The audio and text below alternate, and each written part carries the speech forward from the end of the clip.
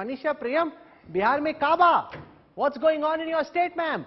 Do you think that once again, after having said all manner of things about Lalu Yadav and how difficult it was to rule with the RJD and how the BJP was a much cleaner, less corrupt party to be in alliance with, and how Modi was this force, their resistance, Nitish Kumar seems to be all set to do another political somersault?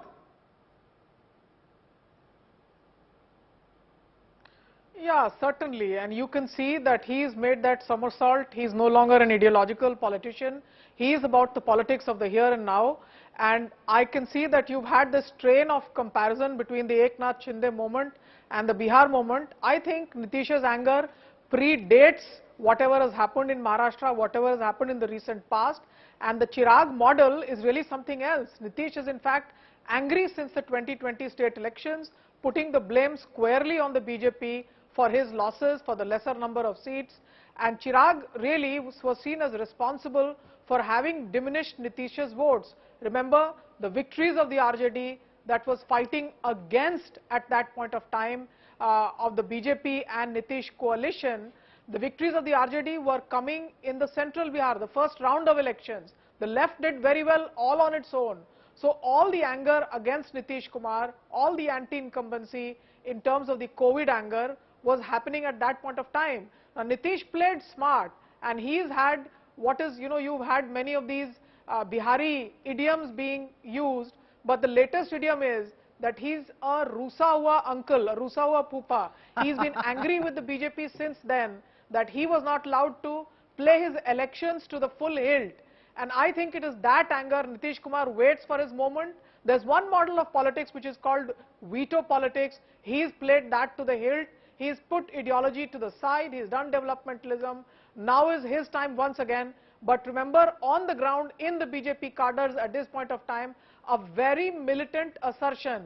The BJP at this point of time regionally, it is very strong in the Purnia belt. Tarkishore Prasad represents a model of that. Apart from other castes, Amit Shah's leadership has meant that the Baniyas are very, very emboldened. That's a caste, the Vaishya caste has never had such a resurgence in Bihar. That's an original BJP investment apart from the upper caste strength that it has. The BJP has also got one slice of the OBC all on its own, which is in the Kushwaha politics. If you go in the urban gullies of Patna, I've been spending a lot of May this year in the urban gullies, and you could see the fist fights between the Kurmis living in Patel Chhatravas and the Kushwahas who claim that Samrat Ashok is their legacy and they are descendants. So a historical fight happening in an ugly gully. 3 months down the line we see that it was a signal what was happening in the urban gullies.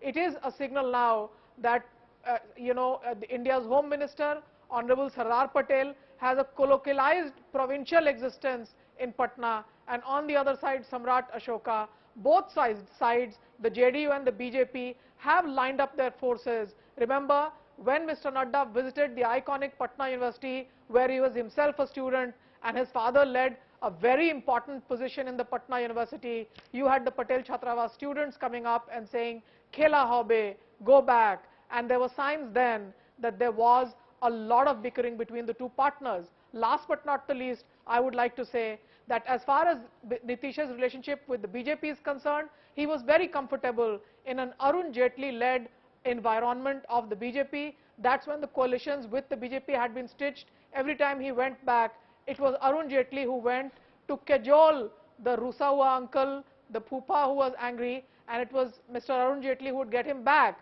So Sushil Modi's exit from Patna and Arun Jaitley unfortunately not being with us, I think the situation has become uncomfortable.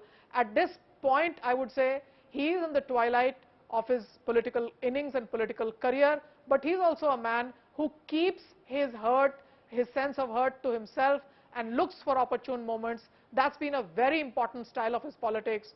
You can call it good, you can call it bad, but remember, politics is not a game of morality.